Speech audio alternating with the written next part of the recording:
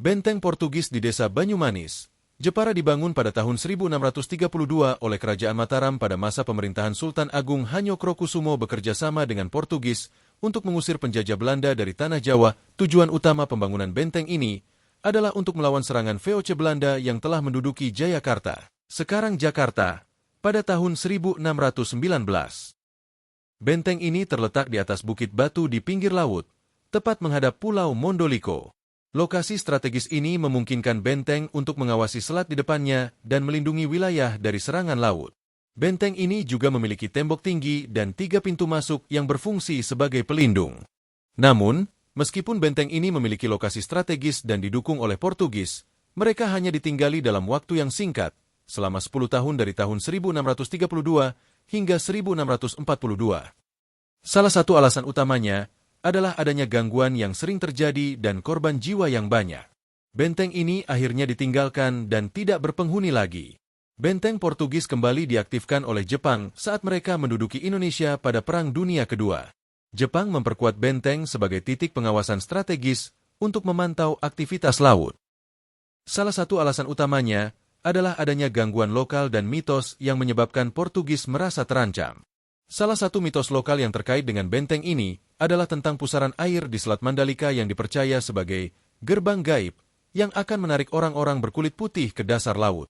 Mitos ini dipercaya sebagai penyebab kepergian bangsa Portugis dari benteng tersebut.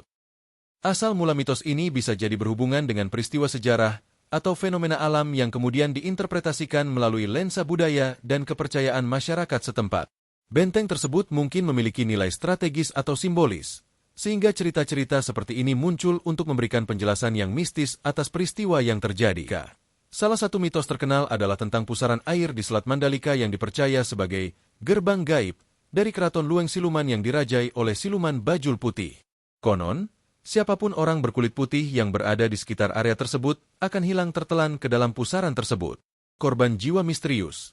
Ada cerita bahwa banyak orang Portugis yang meninggal secara tidak wajar di benteng ini. Korban-korban tersebut dianggap hilang secara misterius, yang semakin memperburuk suasana di benteng tersebut. Suara dan geraham. Beberapa pengunjung dan petugas benteng mengalami suara aneh dan geraham yang tidak jelas sumbernya. Suara-suara tersebut seringkali dianggap sebagai tanda adanya kekuatan gaib yang menyeramkan. Bayi menangis dan perempuan terbang. Ada juga cerita tentang suara bayi menangis dan sosok perempuan yang terbang yang terdengar di sekitar benteng. Cerita-cerita seperti ini semakin memperkuat keyakinan bahwa benteng tersebut dipenuhi dengan kekuatan supranatural yang menakutkan. Menurut legenda, Keraton Lueng Siluman adalah kerajaan gaib yang terletak di bawah pusaran air di Selat Mandalika yang berada di depan benteng Portugis Jepara. Kerajaan ini dipimpin oleh Siluman Bajul Putih, makhluk mistis yang dianggap memiliki kekuatan luar biasa.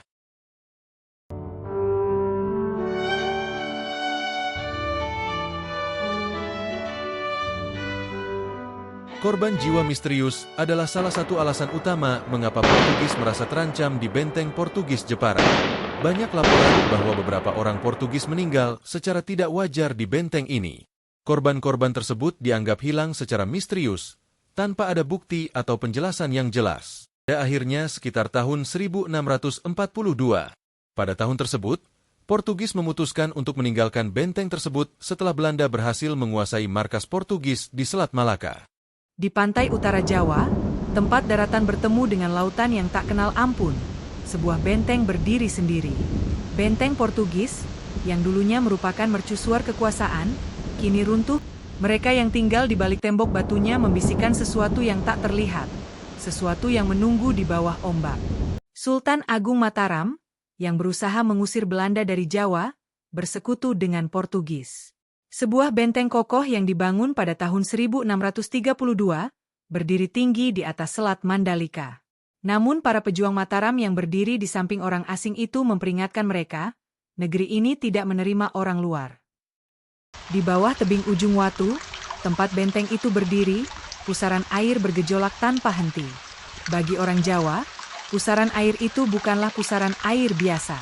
Itu adalah gerbang Lueng Siluman. Pintu gerbang menuju kerajaan gaib yang diperintah oleh Siluman Bajul Putih, si Siluman Buaya Putih. Penduduk desa memperingatkan mereka, orang berkulit putih tidak boleh menginjakan kaki di sini. Laut akan mengambil alih mereka. gerbang akan terbuka. Orang Portugis menertawakan tahayul ini. Suatu malam, seorang tentara yang sedang bertugas jaga menghilang. Rekan-rekannya menemukan senapannya tergeletak di dekat tepi tebing.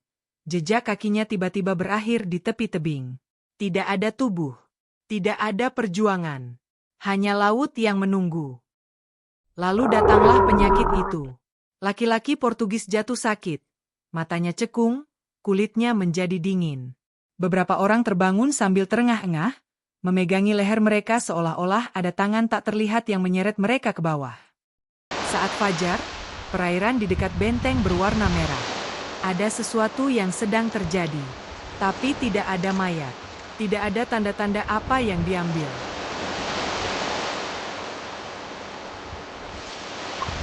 Para prajurit yang tersisa mulai mendengar bisikan-bisikan di malam hari. Suara-suara yang memanggil nama mereka dari kegelapan di bawah. Beberapa orang memimpikan sebuah istana emas di bawah laut.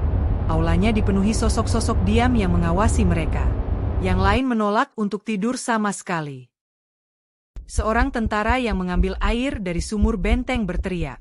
Dia telah melihat sesuatu, tangan pucat dan bercakar terulur dari dalam.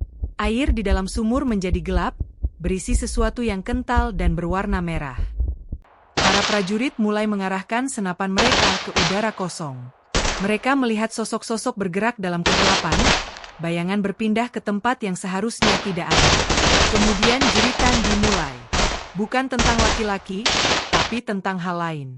Keesokan paginya, mereka menemukan sisa-sisanya. Tubuh-tubuh terkoyak, anggota tubuh mereka terpelintir secara tidak wajar. Tapi tidak ada jejak kaki. Tidak ada tanda-tanda penyerang. Kepanikan menyebar seperti api. Tidak ada yang berani berdiri di dekat tepi tebing. Tidak ada seorang pun yang minum dari sumur itu. Tidak ada yang tidur. Mereka hanya berbicara dengan berbisik. Mata mereka kosong. Beberapa bersumpah mereka melihat sesuatu yang terlihat dari ombak. Suatu malam, benteng itu berguncang seperti terkena gempa bumi. Dinding mengerang, batu-batu bergetar. Tapi langit cerah. Angin masih kencang. Dan kemudian, mereka mendengarnya. Kepemimpinan Portugis, yang tadinya tidak kenal takut, tidak bisa lagi mengabaikan tanda-tanda tersebut. Mereka memerintahkan benteng itu ditinggalkan. Tanah itu dikutuk. Laut ingin mereka pergi. Ketika rasa takut menguasai mereka, pesan lain datang, Malaka telah jatuh. Pada tahun 1642, Belanda berhasil menghancurkan benteng terakhir Portugis di timur. Kerajaan mereka hancur.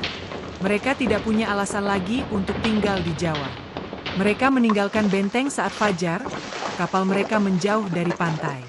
Tidak sekalipun mereka melihat ke belakang. Para pendekar Jawa mengawasi dari atas tebing. Mereka telah berjuang bersama Portugis, namun mereka tahu, tidak ada seorang pun yang benar-benar memiliki tanah ini. Disclaimer, cerita ini dibuat berdasarkan versi yang dihasilkan oleh Artificial Intelligence. Dengan demikian ada kemungkinan terjadi perbedaan dengan cerita sejarah yang sesungguhnya. Demikian pula penggambaran tokoh dan latar yang ada juga merupakan sebuah ilustrasi dari para tokoh tersebut.